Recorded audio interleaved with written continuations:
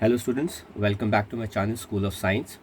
My name is Nitin and I am taking today's lecture for science for chapter matter uh, in our surroundings for class 9th and continuation lecture number 4. So today's topic is changes brought by heat. जब हम किसी substance को heat करते हैं तो एक substance में क्या चेंजेस आ सकते हैं उसके बारे में बात करने वाले हैं। वैसे तो हमको यही पता है कि जब हम किसी सब्सटेंस को हीट करते हैं तो उसका टेम्परेचर चेंज होता है, पर ज़रूरी नहीं है कि उस सब्सटेंस का टेम्परेचर ही चेंज हो। सो लेट अस सी क्या क्या हो सकता है। कहते हैं जब हम किसी सब्सटेंस को हीट करते हैं तो दो चीज़ें हो सकती हैं और उन दोनों में से कोई एक आकर कर सकती है। या तो उस सब्सटेंस का टेम्परेचर चेंज होगा या फिर उस सब्सटेंस का स्टेट चेंज होगा, बट दोनों साथ साथ नहीं हो सकते। प्रॉबेबली आपको दिखता होगा कि साथ साथ वो चेंज हो रहे हैं, पर ऐसा होता नहीं है। तो या तो स्टेट चेंज होगा उस सब्सटेंस का या फिर उस सब्सटेंस का टेम्परेचर जो है वो क्या होता है, चेंज होता है। तो अगर आप हीट देंगे तो उसका टेम्परेचर इंक्रीज करेगा और अगर आप उससे हीट लेंगे तो उसका टेम्परेचर जो है वो क्या करेगा, फॉल करता है। ठीक है, तो सर हमें कैसे पता चलेगा कि उसका टेम्परेचर कब इंक्रीज कर रहा है, कैसे?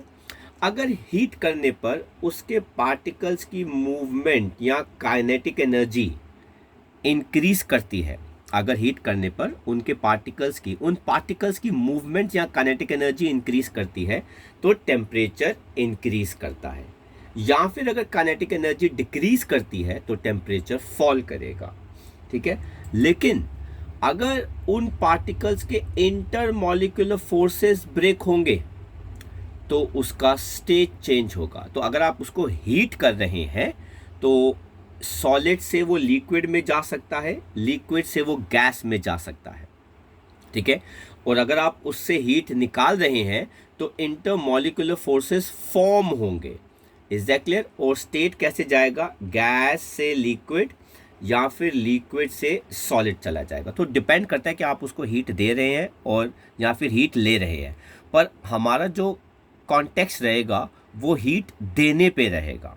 हम टूवर्ड्स फॉरवर्ड साइड जो है वो स्टडी करते हैं। और हाँ, वो हीट जो आप सप्लाई कर रहे हो जिससे एक सब्सटेंस का स्टेट चेंज हो रहा है, उसको हमने नाम क्या दिया है, लेटेंट हीट। मतलब एक ऐसी हीट जो किसी सब्सटेंस का स्टेट चेंज करती है, और जब उसका स्टेट चेंज करेगी तो उसका टेम्परेचर चेंज नहीं होगा। तो एक ऐसी हीट जो किसी सब्सटेंस का स्टेट चेंज करती है बिना उसका टेम्परेचर चेंज किए हुए, उस हीट को हम क्या कहते हैं, लेटेंट हीट। मतलब ये एक तरह की छुपी हुई हीट होती है जो किसी सब्सटेंस का स्टेट चेंज करती है बिना उसका टेम्परेचर चेंज किए। इस हीट को हम क्या कहते हैं, लेटेंट हीट कहते हैं। ये क्या करती है, ये पार्टिकल्स के बीच में जाके उनके इंटरमॉलिक्यूलर फोर्सेस को ब्रेक कर देती है, चेंज कर देती है, जिसकी वजह से उनका स्टेट चेंज होता है, पर उनके पार्टिकल्स की काइनेटिक एनर्जी चेंज नहीं होती। राइट? तो वो छुपी हुई हीट जो आप किसी सब्सटेंस को दें जिससे उसके इंटरमॉलिक्यूलर फोर्सेस ब्रेक डाउन कर जाए, जिनकी वजह से उसका स्टेट चेंज हो जाए, ऐसी हीट को हम क्या कहते हैं, लेटेंट हीट कहते हैं। ठीक है, और जब भी स्टेट चेंज होगा तो पार्टिकल्स का काइनेटिक एनर्जी में चेंज नहीं आता। अब डिपेंडिंग अपॉन कौन सा स्टेट चेंज कर रहे हैं, ये भी हीट दो टाइप्स की होती है। एक होती है लेटेंट हीट ऑफ फ्यूजन और दूसरी होती है लेटेंट हीट ऑफ वेपराइजेशन। ठीक है, तो हम बात करते हैं सबसे पहली हीट की, लेटेंट हीट ऑफ फ्यूजन की बात करते हैं। तो ये क्या होती है, ये वही अमाउंट ऑफ हिडन हीट होती है जो हमको देनी पड़ती है 1 kg सॉलिड को किस में बदलने के लिए, लिक्विड में। किस टेम्परेचर पर, उसके मेल्टिंग पॉइंट पे, बिना उसका टेम्परेचर राइज किए। ठीक है, तो हमें जो हीट देनी पड़ेगी 1 केजी सॉलिड को लिक्विड में बदलने के लिए, और जब सॉलिड लिक्विड में बदलता है तो उस प्रोसेस को हम मेल्टिंग कहते हैं, और मेल्टिंग जिस टेम्परेचर पर होता है उसे कहते हैं मेल्टिंग पॉइंट। तो मेल्टिंग पॉइंट पर जब कोई सब्सटेंस या कोई सॉलिड पहुंच जाता है तो वो मेल्ट करने लगता है, तो उस टाइम पर वो जो हीट होती है उसको हम कहते हैं latent heat of fusion. Is that clear? तो लेटेंट हीट फ्यूजन की हमारे पास आइस की ऑलमोस्ट इतनी वैल्यू आती है, राइट? तो ये हो गई हमारे पास value latent heat of fusion ice के लिए 3.34 × 10⁵ जूल पर केजी। हालांकि हमको ये वैल्यू कोर्स के हिसाब से याद करने की ज़रूरत नहीं है, पर हमने एक एग्जाम्पल के तौर पे इसको यूज़ कर लिया है, ठीक है। अब इसके ऊपर बेस्ड हम एक एक्टिविटी करेंगे जो काफ़ी इम्पॉर्टेंट मानी जाती है, ठीक है। तो there are only few activities, ठीक है, इस चैप्टर के अंदर। तो एक्टिविटी है टू कन्वर्ट आइस जो -5 डिग्री पर है, ठीक है, आइस को हमको पानी में कन्वर्ट करना है 0 डिग्री पर। तो हमको आइस के टुकड़े दे रखे हैं, आइस एक सॉलिड है जिसको हमको पीसेस दे रखे हैं, उसको हमने पानी में कन्वर्ट करना है 0 डिग्री पर। तो हम क्या लेंगे, हम एक बीकर लेंगे, उसमें कुछ आइस के टुकड़े लेंगे -5 डिग्री पे, साथ में हम एक स्टिरर रख देंगे थर्मोमीटर के साथ मेजर करने के लिए, और अब हम उसको क्या करेंगे, हीट करेंगे। तो ये हमारे पास डायग्राम आ गया, ठीक है। ये हमारे पास कंटेनर है, इसके अंदर हमने आइस के टुकड़े रख दिए हैं जो हमने अज्यूम कर लिया -5 डिग्री पे है। ये हमारे पास थर्मोमीटर है टेम्परेचर मेजर करने के लिए। ये एक स्टिरर है, स्टिरर का काम होता है ताकि वो हीट को यूनिफॉर्मली क्या कर दे, डिस्ट्रीब्यूट कर दे। ये हमारा बर्नर हो गया, वायर गॉज हो गया, स्टैंड हो गया। अब हम टेम्परेचर का भी ध्यान रखेंगे और आइस को हम हीट कर रहे हैं। तो हम क्या ऑब्जर्व करेंगे, इनिशियली जब हम आइस को -5 डिग्री पे हीट करेंगे तो उसका टेम्परेचर क्या करेगा, इंक्रीज, ठीक है। सर क्यों? क्योंकि बेटा आइस -5 डिग्री पे नहीं पिघलती, आइस किस टेम्परेचर पे पिघलती है, 0 डिग्री पे। इसलिए आइस सॉलिड रहेगी और पिघलेगी नहीं, तो उसका टेम्परेचर जो है वो क्या करेगा, इंक्रीज, जो हम थर्मोमीटर में क्या कर लेंगे, मेजर कर लेंगे। तो टेम्परेचर इंक्रीज कर रहा है क्योंकि पार्टिकल्स की काइनेटिक एनर्जी जो है वो क्या कर रही है, इंक्रीज कर रही है, जिसकी वजह से उसका स्टेट जो है वो सेम रहेगा, दैट इज सॉलिड आइस। लेकिन जैसे ही आइस का टेम्परेचर 0 डिग्री पहुंचेगा तो जो आप हीट सप्लाई कर रहे हैं अब वो हीट नहीं बनेगी, अब वो क्या बन जाएगी, लेटेंट हीट का काम करेगी, जो आइस को मेल्ट करना शुरू कर देगी, क्योंकि अब वो आइस के पार्टिकल्स के बीच में जो इंटरमॉलिक्यूलर फोर्सेस है उसको ब्रेक करना शुरू कर देगी, और आइस सॉलिड से किस में बदल जाएगा, लिक्विड के अंदर, बिना टेम्परेचर के क्या किए, राइज किए हुए, ठीक है। तो जब हम आइस को हीट करेंगे -5 डिग्री पर, इनिशियली उसका टेम्परेचर इंक्रीज करेगा फ्रॉम -5 डिग्री से 0 डिग्री। जब उसका टेम्परेचर इंक्रीज कर रहा है तो इसका मतलब है पार्टिकल्स की काइनेटिक एनर्जी क्या कर रही है, इंक्रीज।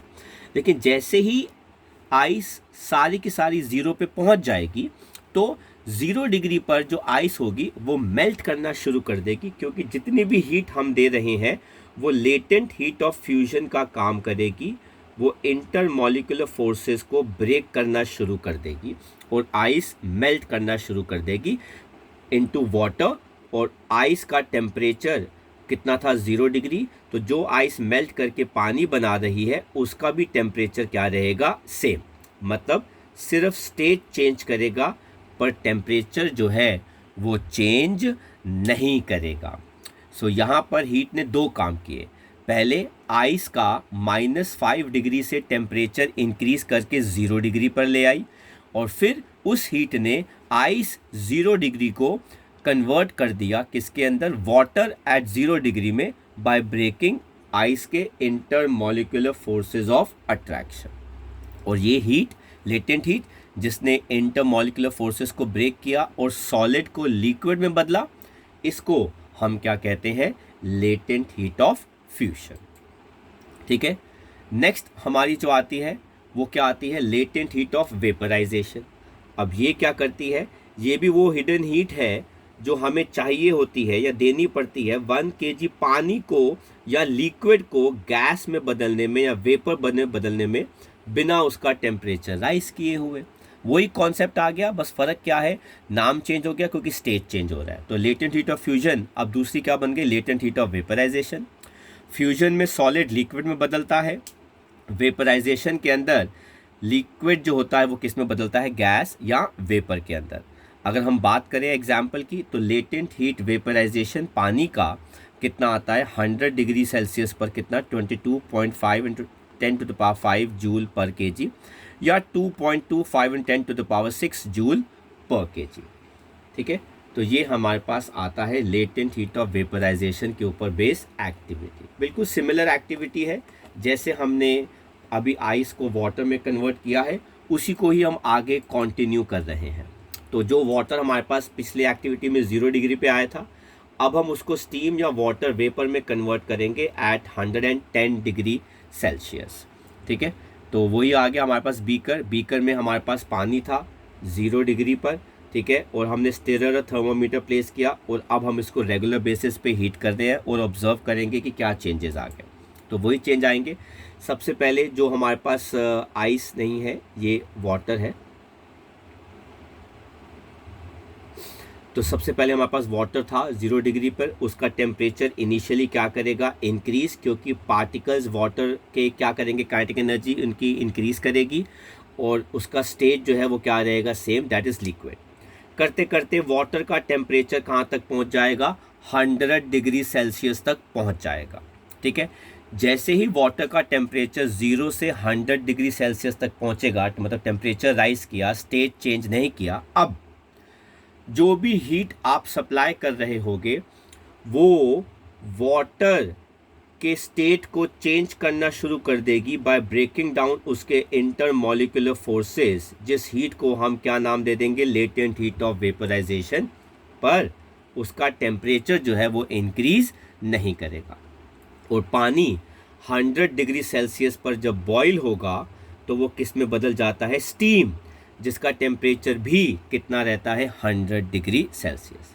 इसका मतलब है सिर्फ स्टेट चेंज होता है पर टेम्परेचर चेंज नहीं होता।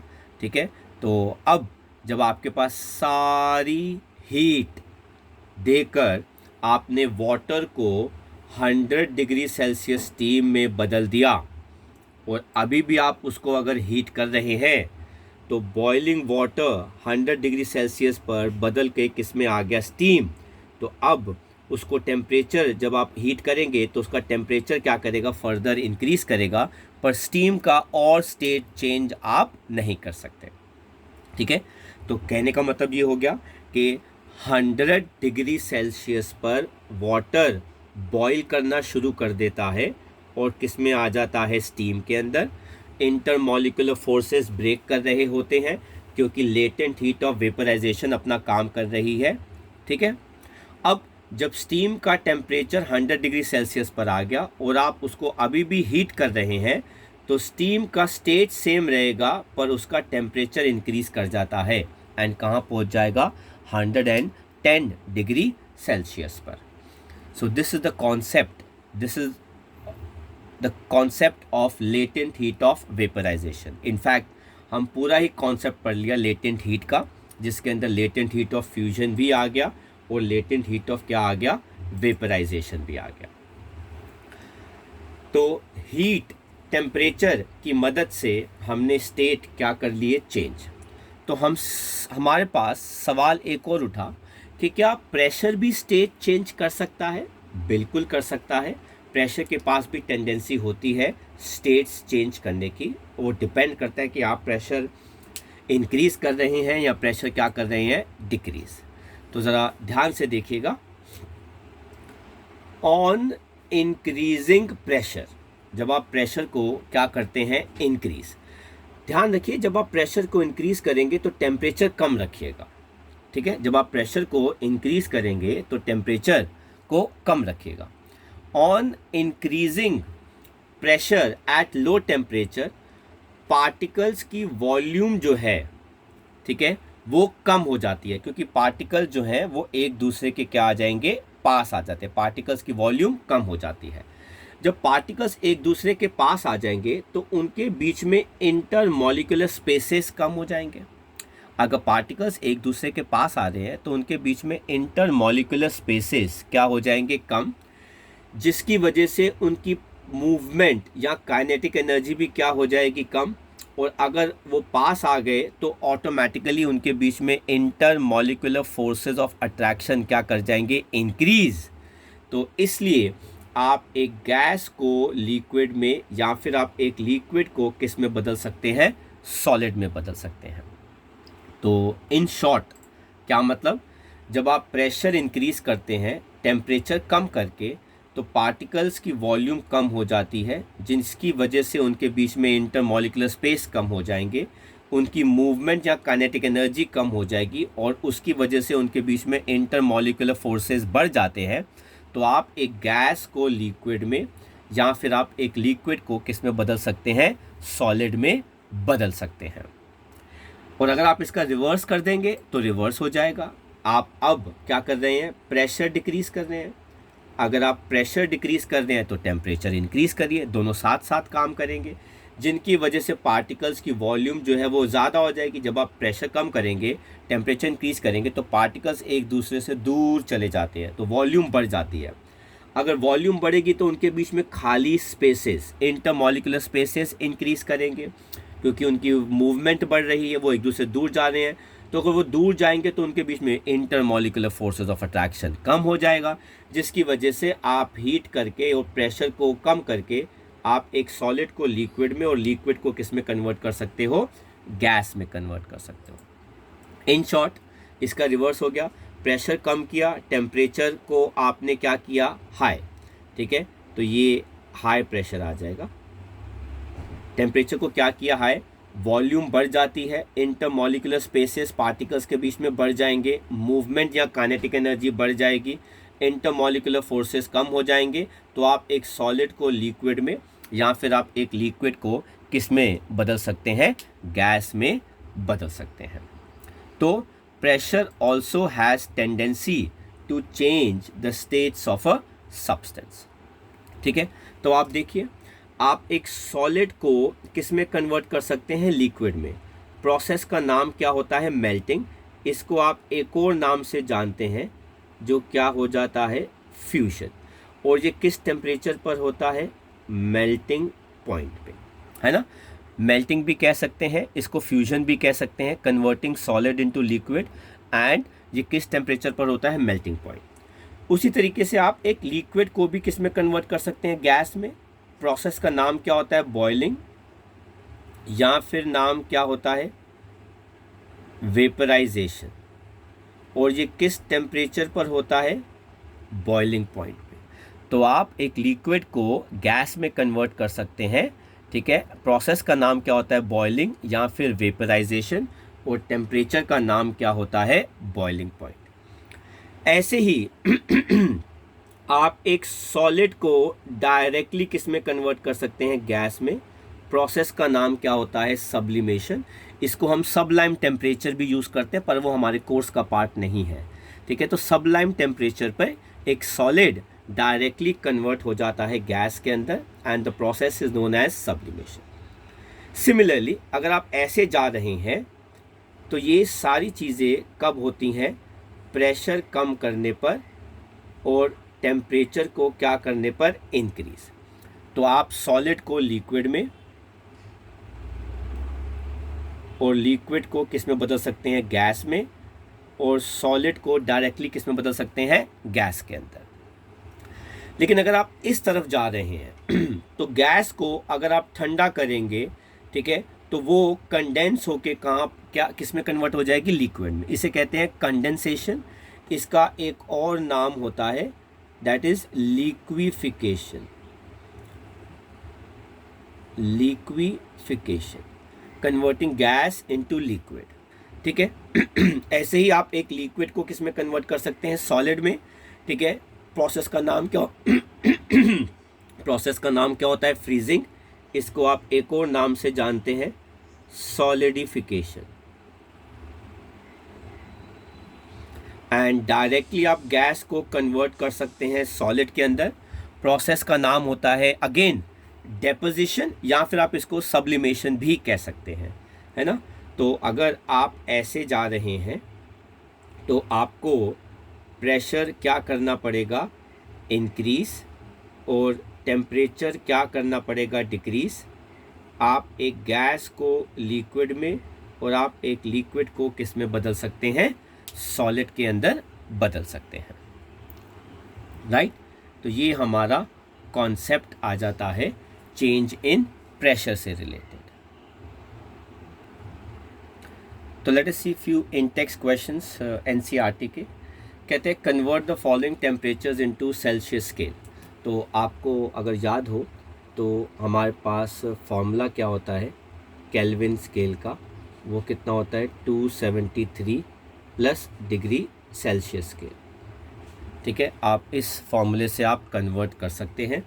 तो हमारे पास डिग्री सेल्सियस स्केल कितना आ जाएगा, केल्विन स्केल माइनस 273, ठीक है। तो पहले पार्ट के लिए ये कितना आ जाएगा 300 माइनस 273, जो कितना आ गया 27 डिग्री सेल्सियस। एंड दूसरे पार्ट के लिए कितना आ जाएगा 573 माइनस 273, ये कितना आ गया 300 डिग्री सेल्सियस। तो this is how you can convert, ठीक है, kelvin scale into Celsius scale, ठीक है। नेक्स्ट हम बात करते हैं अगले क्वेश्चन की। What is the physical state of water at 250 degree Celsius. Since ये टेम्परेचर 100 डिग्री से ज़्यादा है तो इस स्टेट में वाटर का जो फिज़िकल स्टेट है वो क्या रहेगा, गैस रहेगा, क्योंकि वाटर आपको स्टीम की फॉर्म के अंदर मिलेगा, ठीक है। अबव 100 डिग्री सेल्सियस, एट 100 से अबव 100 डिग्री सेल्सियस आपको वो स्टीम मिलता है। लेकिन यहाँ पे बड़ा अच्छा पार्ट है कि 100 डिग्री सेल्सियस पे वाटर का स्टेट क्या होता है। 100 डिग्री सेल्सियस पे आपको बॉइलिंग वाटर भी मिलता है जो लिक्विड होता है, प्लस आपको स्टीम भी मिलती है जो गैस भी होती है। इसलिए ये क्या आ जाएगा, liquid as well as gaseous state. तो दोनों स्टेज जो है वो इसके अंदर काउंट हो जाएंगे, ठीक है। नेक्स्ट हमारा क्वेश्चन आता है for any substance why does temperature remains constant जब चेंज स्टेट का होता है। भाई हम सब जानते हैं जब भी स्टेट चेंज होता है तो जो भी हम हीट प्रोवाइड करते हैं वो सारी की सारी हीट जो होती है पार्टिकल्स के बीच में inter molecular forces of attractions को ब्रेक करने में काम आती है। इस वजह से टेम्परेचर चेंज नहीं होता। तो हम इसको कैसे लिखेंगे, during change of a state temperature remains constant because all the heat given is used to break intermolecular forces of attraction. Hence, temperature does not increases and state increases. This heat, which only breaks intermolecular forces of attraction and changes state of a substance, is known as latent heat.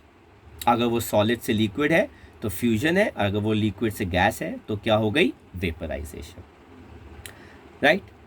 Next आता है suggest method to liquefy atmospheric gases. आपके पास gas है, आप एक gas को liquefy करना चाहते हैं तो आपको प्रेशर क्या करना पड़ेगा, डिक्रीज, एंड टेम्परेचर क्या करना पड़ेगा,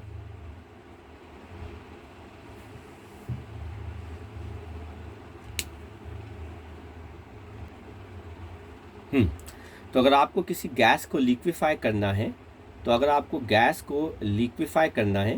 आपको प्रेशर क्या करना पड़ेगा, इंक्रीज, और टेम्परेचर क्या करना पड़ेगा, डिक्रीज।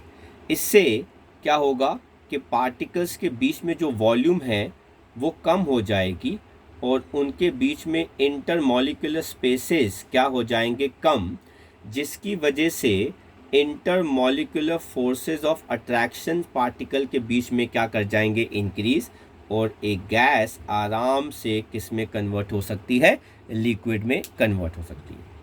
तो इसको हम कैसे करेंगे?